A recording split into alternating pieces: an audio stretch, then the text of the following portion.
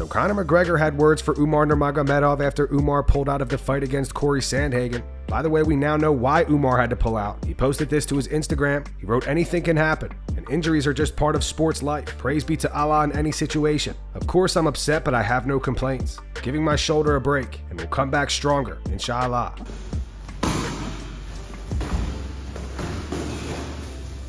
Two minutes. On to Conor McGregor's reaction, Conor tweeted this. It says, "Runs in the family. Corey Sandhagen officially has a replacement opponent. Although he's set to fight Song Yadong at UFC 292, Rob Font has stepped up on short notice. Who do you guys got for this one? Post your predictions in the comments." Henry Cejudo gives his opinion on whether or not the beef between Israel Adesanya and Dricus du Plessis is going too far. The biggest question is how far is too far? But the guy that really comes to mind is, the one and only Iron Mike Tyson. You can't touch me, you're not man enough.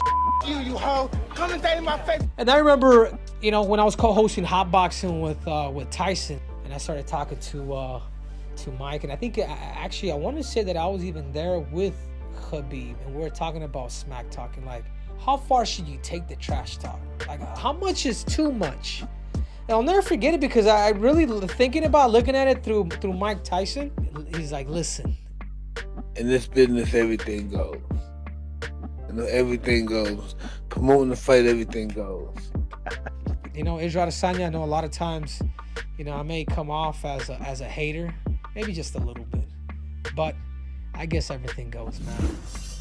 Nate Diaz recently spoke on his upcoming boxing match against Jake Paul. He plans to make Jake pay for all of the out-of-pocket things he said about MMA fighters in the past. Nate specifically brings up when Jake disrespected Conor McGregor's wife. Good morning, Conor McGregor. I know you're probably beating up old dudes in a bar right now, or maybe you're off because you're sick of your wife. I mean, she's a 4, Conor. You could do a lot better, but happy Monday.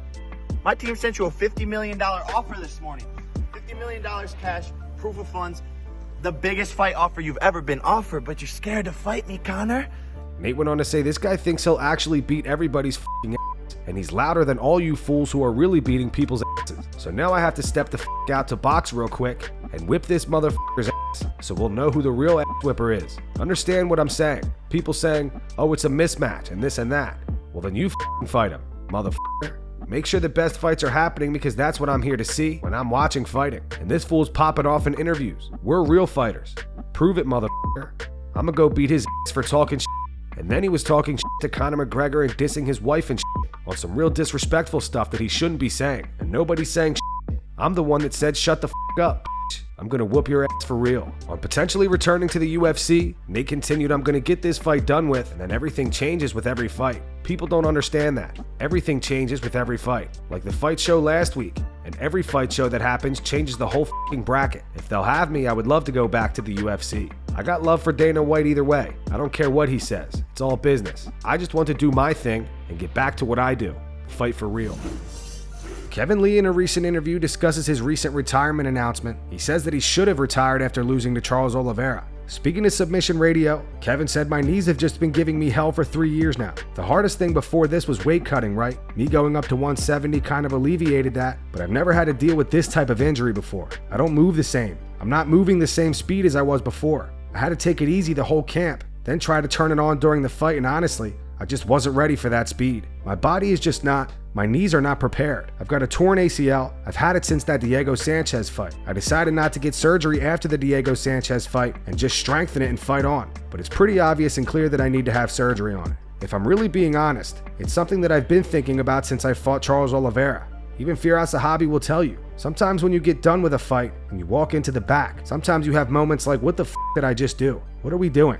This is crazy, right? After that fight, I had a different type of feeling to it, and part of me wants to post the post-fight interview that I did for that fight where I kind of told them that I wanted to take a few years off. And honestly, I probably should have retired right then and there. But it was just that this is what I'd been doing for so long. This is where I put all my heart and soul into, that I just kind of doubled down and made sure that this is what I was gonna do.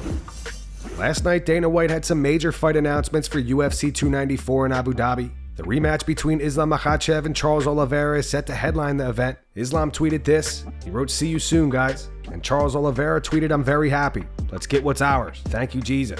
Khamzat Chimaev versus Paulo Costa is set for the co-main event. In yesterday's video, we reported on Khamzat telling Paulo that he had a better opponent and called out Leon Edwards. It looks like Khamzat was just trolling Paulo. Khamzat tweeted this after the news broke, with a fist emoji, and Paulo tweeted, "It's official. I told you guys I never lied. Abu Dhabi, I'm bringing the chaos to you all." Paulo also sent a video message to Khamzat. He says that Khamzat was trying to avoid the fight, and the UFC forced him to take it. We have a fight. Yeah, we have a fight. Abu Dhabi, October 21st. Will be amazing card. I had this fight signed by me month ago, weeks ago. Just wait for Gourmet Chain. As you guys knows, he was avoiding me. Try pulling some another guys to fight. Yeah, lighter guys. But yeah, UFC made this deal done. Congrats Dana, congrats Hunter for making this amazing card. Some others great fights coming up, and you guys gonna see motivate guy fighting. And Abu Dhabi, I'm coming, baby. I'm coming. I don't care. Abu Dhabi is my house. Everywhere is my house because God is my God, the greatest. Yeah, I'm just saying that because Dana White and Hunter, I suppose they actually forced Gourmet Chain to sign this fight, you know, because if they let for him, he gonna avoid me one more time. He's avoided me since when I met him in the UFC. Shut up, dog. Yeah, since I met him in UFC personally, he got scared, and 1 year ago, but now I gonna meet him, just me and him inside the cage. Will be wild. And that's going to wrap it up for the news. Thanks for watching. If you enjoyed the video, be sure to subscribe to Full Mount MMA and click the bell icon to be notified when we post future ones. Here are the 3 top comments from last video. The first one's in reference to Conor McGregor's alleged recent bar fight. It's from A1B2. It says Conor trying to take everything John has worked for. The second one's from Nate Marks. It says the UFC should just force Khamzat and Paulo to fight one another because they both are becoming good at ducking fights. That comment is really ironic because that's literally what Paulo said the UFC did in this video. And the final one says Khamzat, I smash everybody. Also Khamzat declines fights.